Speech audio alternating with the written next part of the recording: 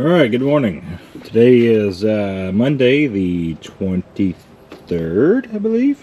22nd. So just before Christmas. So Merry belated Christmas. Although this video probably won't come out till January 1st, maybe? I don't know. We'll see. So today, as you saw where we left off last, we're kind of in a rush. Didn't have a whole lot of time because, you know, when you have family and other obligations and, you know, life, it kind of gets in the way of getting work done, which is okay. Or I guess work gets in the way of life, whichever way you want to look at it. But nevertheless, today's plan is to get this thing completely together and be ready for fire off. Now, I already know one of the batteries is pretty weak, possibly a connection issue. Either way, we're going to look into that. If we got batteries, we'll call them and get the approval for batteries. I did order. I have the fuel lines, so we're going to put those in too. So we talked about the return line that goes to the fuel cooler on the driver's side frame rail underneath the driver door. That line is leaking. The half-ass way would be to cut the pretty much the hard plastic off, which is like this, what this stuff is, and then just run a rubber hose. We bought the entire line assembly. And of course, you know, Ford and their infinite wisdom, they don't sell just the one line. They sell the entire assembly. So both these lines that go to the transmission mount and then go down, we have to replace all of those. Whatever. So $280 later, we have the lines. So we're going to go ahead and I'm not going to put those on just yet. But we are, obviously. Right now, the goal, what I'm going to do now, because I fought that Cobra head getting in there, talking about an SOB. Some of these fight, some of these don't. This one chose to fight. So we got the Cobra head on, got the V-band. So I'm loosening the V-band up a little bit. I'm going to tighten up the 10mm bolt that goes into the side of the head to hold up the down pipe itself. And then I'm going to tighten up the two bolts that go to the flange that go to the exhaust. And then we'll come back up here, we'll tighten that down, and then we'll put the passenger side up pipe in, exhaust brake tubing, which is just exhaust back pressure tubing and sensor. We'll pull the sensor off, we'll blow that line out with some brake cleaner, make sure she's all good and free and clear, make sure the sensor's not plugged up, which it shouldn't be, but you know, again, it's off, it's the easiest point to clean it. Do it. So we're going to take care of that. We'll get that back on there, get that all plugged back in. We'll get the fuel logs on either side. Then we'll get the fuel lines on, and then once the high pressure lines from the log to the injectors are on, then we're going to run the fuel return lines. We did replace all the O-rings on these. Just, you know, again, whenever you do these, don't half-ass this stuff. These injectors are real easy. You got a copper washer. You have one O-ring on the body, which keeps the oil from going from the valve cover down to the bottom of the injector by the nozzle, by the copper washer. And then we have a little O-ring here that goes for the return lines. Just replace it. Don't be lazy. So we're going to put all that on. Once all the injector lines are on, all that good stuff, we'll put the coolant bridge in, which goes from head to head. We have new thermostats, so we're not going to be reusing these, obviously. We'll probably do we are going to do a coolant flush. We might put some thermo cure in this thing, run it for a while, and then we'll drain it. And then I'm trying to think of what else. Once all that's on, get the intake and stuff, we're going to put the S&S kit on too. We'll probably put the S&S kit, at least the part that goes underneath the regulator, we'll probably put that on before we put the coolant bridge on, just because, I mean, it's out of the way. All the room, and then the front assembly and all that stuff. So ideally, we're going to have the truck together, ready to run today. Whether it will run or not, I don't know. I say it will run, but rather it will be like completely finished. But the goal is to have it damn near there, if not there. Then we have this guy. We're going to finish putting this thing together. As we all know, I did order for that's our truck there, dirty ass wheels.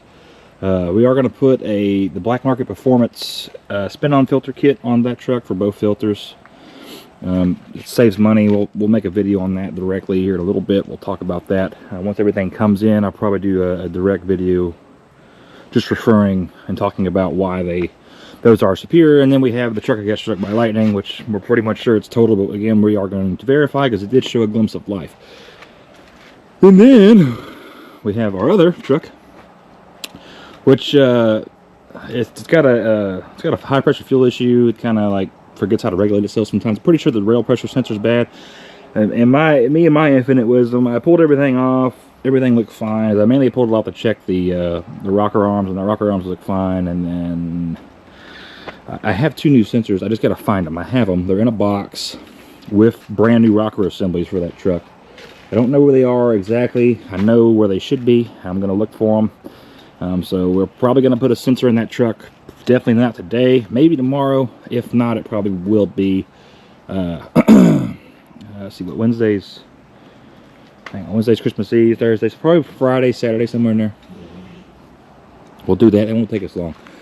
Trying to think of what else. And then we got another truck coming for a turbo, valve lash adjustment, and a Black Market Performance intake install to get rid of the factory grid heater. Which I don't think we are going to do to ours, but, you know, and I can talk more about that in a different video. There's no point of using this. I'll do an own segment of that to kind of talk about that. I think people overreact when it comes to the grid heater bolts. And they're all like, they make it more of a, they talk about it more like it happens like 1 out of 2 trucks, and it's not even the case. Not saying it's not an issue, right? It's always a probability, it's a chance, but the chance is not that high. But whatever, each their own. I get it. If I sold a product that fixed it, and I'd want to advertise it heavy too to try to make money, right? That's what everybody wants to do, is make money. But I digress. Again, the action of this video will be getting this truck back online. I'll be happy to hear it run, happy to see it run, and happy to see it gone. So we also have my father's 6.4 with the engine we built for him. That truck pretty much had the same thing. The owner, I don't know what all was wrong with that truck, right? I do know that they ran a lot of water in it, and it had a lot of rust stuff in like this, and it was so rusty that the heater core was plug solid. It had 0 flow through the heater core of that truck. Well, it's wintertime. And granted, wintertime in Texas is not cold all the time, but when it gets cold, it gets cold. So we unplugged the cooler, blew it out, got it to get free, and my fear was that, you know, I flushed it really good as I could, but my worry was that us doing that was going to put all that stuff we knocked, or at least whatever remaining stuff we possibly knocked free that was hung up in there, into the oil cooler, and that's exactly what happened. So typically his truck ran 205 when running 75, 80 on the highway. Now he took it out of town. It was at 210 on the way there. On the way back, it was running about 214, 216, which puts it right at about a 22 degree delta from what his coolant temperature was. So I expected. I'm not mad about it.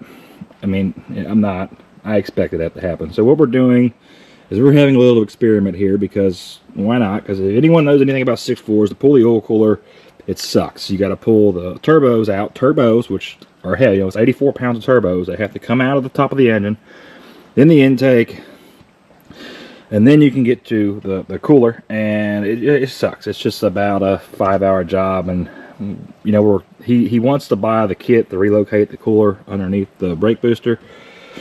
But that is an expensive kit, right? And not everybody has, you know, $2,000 to spend. And I'm right there with them. Yeah, I would. If I had all the money in the world, golly, I'd have all kinds of cool stuff. But so we're going to run thermal cure in it. It's in it right now. We're going to run it for about 3-4 days. It says 4 to 6 hours of run time. We should achieve that in about 5 days of running. We're not going to hit any freezing temperatures down here, so we should be fine to keep it in there for a while. And then we're going to drain it, and we're going to fill it back up, and hopefully, hey, it may work, it may not. If it doesn't, I mean, I was already anticipating on putting a cooler in it. Either way, at least with the thermal cure in it, it'll clean the rest of the system. So, just again, you know, don't run water in these trucks. Cummins, you can do it and get away with it, right? Because they don't have, like, their coolers don't have close tolerances. These do. All the Power Strokes do. 6.0, 6.4, 6.7s. Duramax, their coolers aren't as bad either. Again, the biggest thing you have to get real bad is the radiators, and it'll be pretty much the only thing that plugs up when it comes to Duramax, right? But Power Strokes, very sensitive. The coolers work good. I'm not, you know, saying they don't, but they are very vulnerable to pluggage. But enough talking. More wrench turning. Let's get this old 6.7 back together.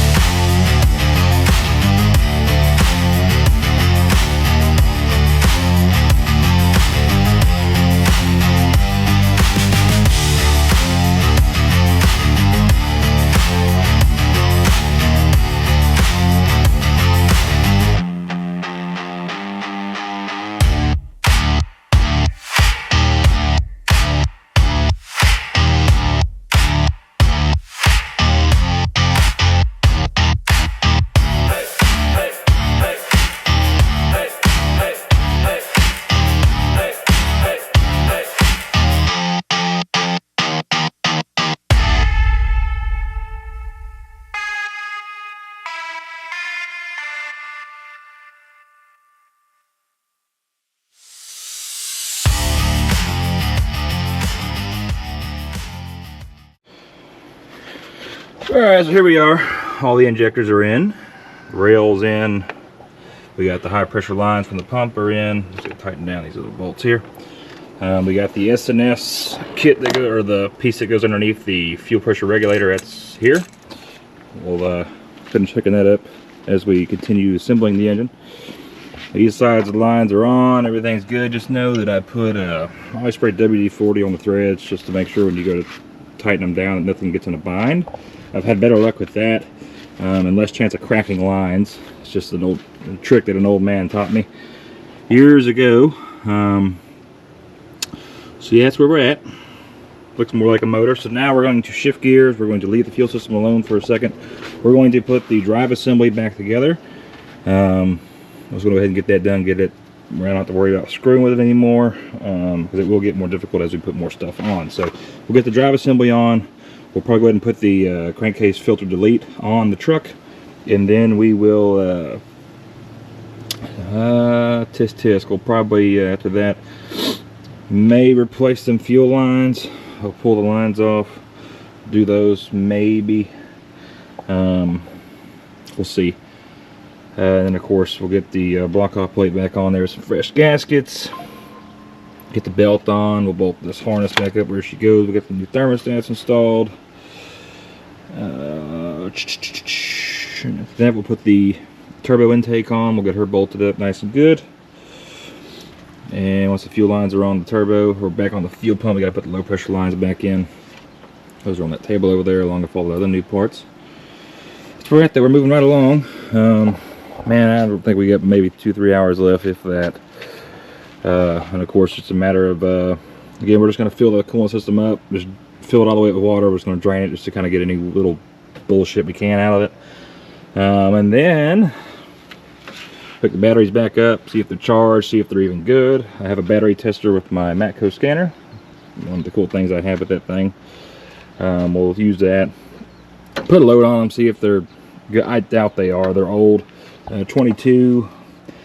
Typically, really, man, especially like somebody like this who has like sound system and lights all over this truck. The sound system's really what killed the batteries and the alternators. I don't really expect them to make 3 years. Now, if this was a normal truck, just running the normal hardware on the truck, really good set of batteries like some AGMs or even some Optimus. Typically, really AGMs, you should get about 4 years out of them. These trucks, they use a lot of power, right? I mean, everything's electronic. Injectors are fired electronically. Your radio, your AC, your steering, all your lights, your ECM's thinking whether the truck is running or not. It's running 24/7. The body control module is thinking 24/7 whether the truck is on or not. Stuff like that. And the fancier you get with them, the more they think, right? So this is an XLT, so it's not as excessive, but like you get to like a Lariat or Limit or Platinum, all the fancier stuff. It's just a lot more excessive, right? Especially you unlock it, all the lights turn on, your steps come out, all that fancy gizmos. So yeah, that's where we're at. But yeah, she's coming together. She looks real good. I'm excited. So just kind of showing y'all a little stop here. We did pull the regulator off. I'm going to sew the frames down, which as you've already seen, right? But sew the frames down on it, that way you can take a good look. It's clean, zero metal at all, zero, not even there particularly. The only thing I saw was a little bit of rust. Just on the bottom of the sensor itself. That shouldn't really be a problem. I have seen when people let these trucks sit. There's a customer of mine who has a company truck, so he only drives his Power Stroke. He's got a 2012. He only drives it, give or take, once a week, sometimes less than that, right? And the volume control valve, which is on the driver's side of the engine, the volume control valve sits right there. That's that guy in the very back. It pretty much blows down excess volume, right? So this is why we have this little fuel line that hooks there. So any excess volume from the high pressure system, it just pumps out. So it's always going to be pushing some, right? Because the pump, I think the CP4, and don't hold me to it, I think it's 140 liters an hour at 28,000 pounds, I think. Which is, fuel volume, right? So at idle, this truck doesn't need as much volume. So if you know anything about pumps, the best way to think about an injection pump or a high pressure oil pump, it's a positive displacement pump, okay?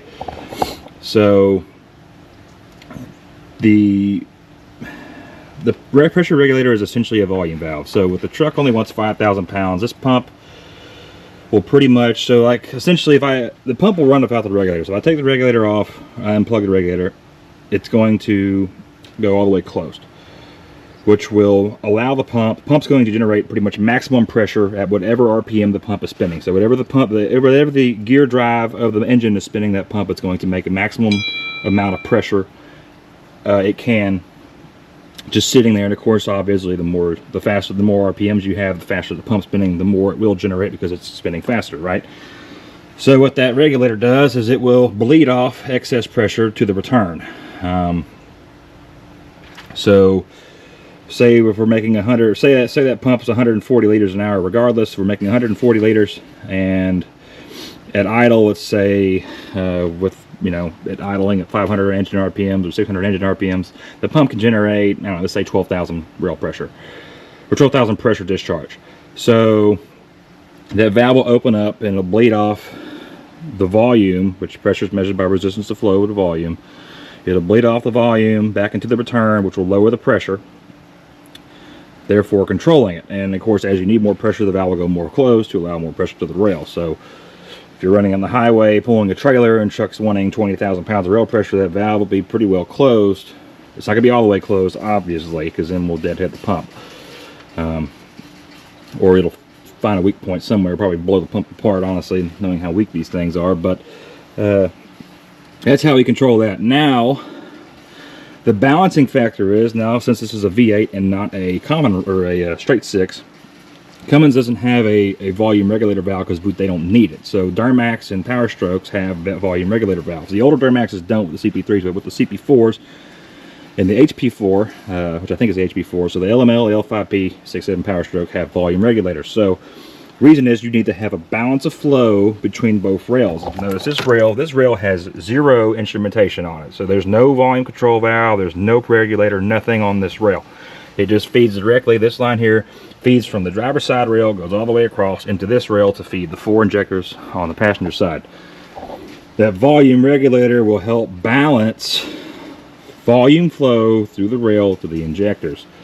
So that way, as a regulator, although technically it's controlling volume to a degree, depending on how you want to look at it. And granted, somebody who's an engineer could be more than happy to correct me on this, but this is just from my knowledge. I ain't the smartest person, never claimed to be. It's just what I know, right? So, while this one technically controls volume, it doesn't care about volume. This sensor only cares about pressure. So the sensor that's on that side over there on the front of the driver rail, which is your pressure sensor, that tells the computer, hey, I got 6,000 pounds. The computer says, well, hey, I want 7,000 pounds. That thing's telling me I got 6, so it tells the regulator, hey, I need 7,000 pounds. So the regulator will go closed, a little bit more, whatever percentage it needs to, a couple percent. Go close, boom, we hit 7,000 pounds. Computer sees 7,000 pounds, computer's happy. But then we have the volume, right? So then it's measuring the amount of flow. The truck's pre-calculating the amount of flow we're throwing to the injectors, right? So it knows, you know, when you're driving and your foot's in it or you're not, your foot's not in it, and you're driving down the road, hauling a trailer, not hauling a trailer. The computer's calculating pretty much the fuel demand that the engine is using. And it will use the volume regulator to maintain the correct amount of volume needed on the rail for the injectors to keep the injectors satisfied. Otherwise, if you don't, you'll starve the injectors and cause fuel knocks, misfires, or end up stalling the truck. And really, when those sensors start to fail, stalling the truck is typically what happens more times than not. So yeah, I can make a whole video describing better, but yeah, that's a whole lot of information. Essentially, all you got to know is the volume valve pretty much keeps a balance on the rails. The regulator only controls the pressure. That's really all you need to know, right? And if one of these don't work correctly, either A, the truck won't run, or B, the truck won't run happy. So what happened with that other customer of mine, his truck, when he got rust in it, it was sticking, and I guess it got some crap in the regulator, so it wasn't working correctly. It's just like a big magnet. Same thing like an IPR, right? Except again, IPR is a little bit different, right? That's a pressure regulator. It's kind of hard to use that, but they work about the same. And when you would, the truck would sometimes die. So if you were under a load, like if I was giving it throttle and let off real quick, the volume control valve would not be able to catch itself quick enough and pretty much allow the volume to fault on the rail.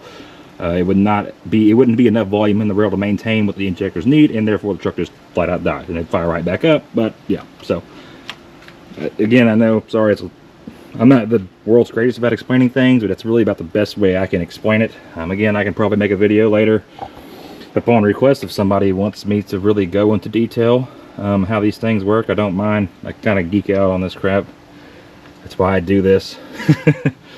But yeah, so that's where we're at. That's what we're doing. That's how it works. So all that's together. We're going to tighten up these T-bolts real quick, and then we're going to finish putting on the drive assembly, and then we'll focus back on the crankcase delete, the S&S failure kit, and as well as getting the intake and everything else on. And again, this truck is practically almost done. So let's get to it.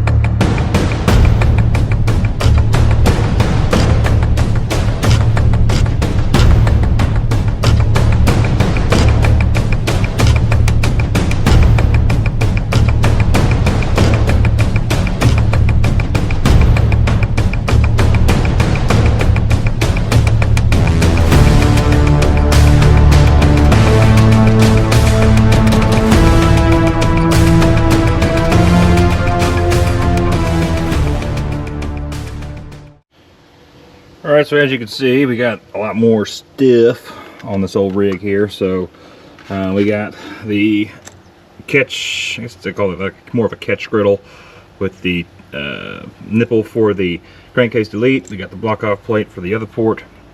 So we got to put the oil fuel on. We got the intake on. Coolant to the turbo line is on. We have this wonderful hose here on. And pretty much that's what we're going to see for this second. So I'm not going to record being underneath the truck, as it's going to make a mess. When I pull all them lines off, it's just going to dump freaking diesel fuel all over Kingdom Come. I already know this. It's just going to be messy. It is what it is. It's going to suck. I mean, that's really about the best way I can explain it. No way to really avoid it. It's just going to make a mess. Yeah, just whatever. It is what it is, pays how it pays. So we're going to do that real quick before we proceed. I want to make sure I have enough room to get the lines in and out and be able to finagle them. So that's what we're going to do. And once those are on, then we'll come back up top and we'll focus on getting, we'll put the oil fill in, we'll put the filter housing back on, and then we will mount the intake plenum, which goes on top, which will feed the discharge air into the heads, and then charge air piping, put the battery back in, we'll put the Low side intake on for the turbo. That's pretty much it. And she's together. That's what I'm talking about. Not too bad. Not too bad. Like I say, it doesn't take time. We already got all the drive assembly on, as you can tell. Everything's in. Secondary water pumps on. Fan shroud mounts are on. Alternator's back in, all hooked up nice. Belts ran the way it's supposed to be. So, progress, people. Progress.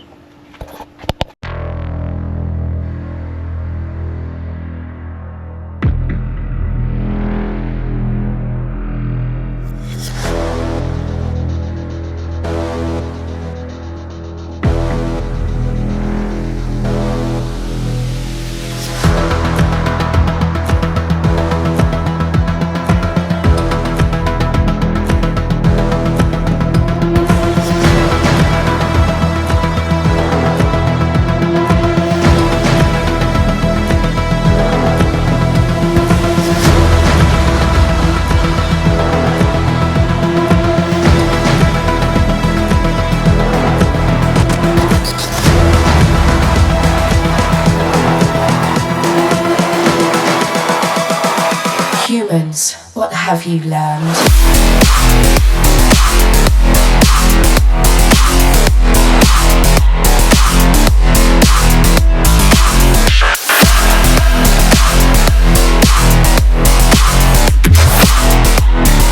I was programmed to beat you.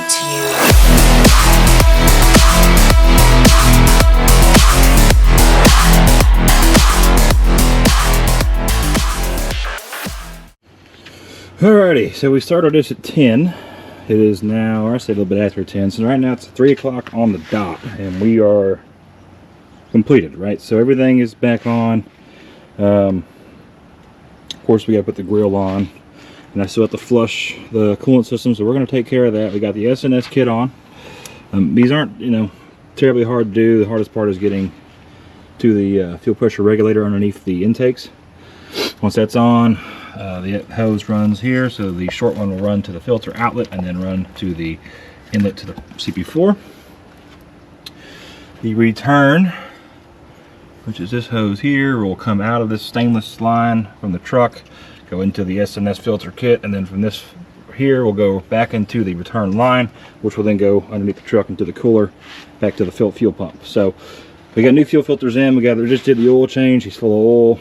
She's got batteries, so we're going to test the batteries here in a minute. I'm gonna go ahead, turn the key on, hook my scanner up to the truck, and verify that, or just go ahead and run the pump. So I'm gonna force the lift pump to run, because we emptied the pump itself with the filter.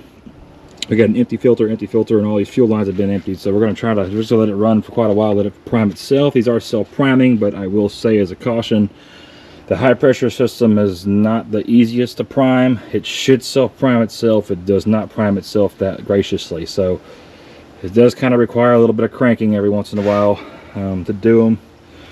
Best thing, I mean, if you're willing to make a mess, you can crack a couple lines, preferably over here. I say over here, which is what we'll end up doing, because again, the driver's side will free itself pushing everything over here, because that line goes to this line by this. So the driver log feeds this log through this line here. So this is pretty much the end of the high pressure system as far as a bleed point. So, and really, if you wanted to even make it better, crack the rear one. That'll, I'm saying, take it all the way off, just crack it open, and you know, once all the low pressure stuff's good and primed and air free, which you'll be able to tell with the pump running. You can hear it hiss. Once you hear that, crank it over, have somebody watch it. Once you see some fuel spray out, tighten it back down, and then at that point the injectors will press the remaining amount of air, the remaining air that's in the system, out of the system. So that's pretty much what we're going to do. I'm going to save y'all the boring this or that. Again, nothing special, just hook my scanner up to it, go into controls, take control of the fuel pump, force the fuel pump to stay on, and I was going to run it like that.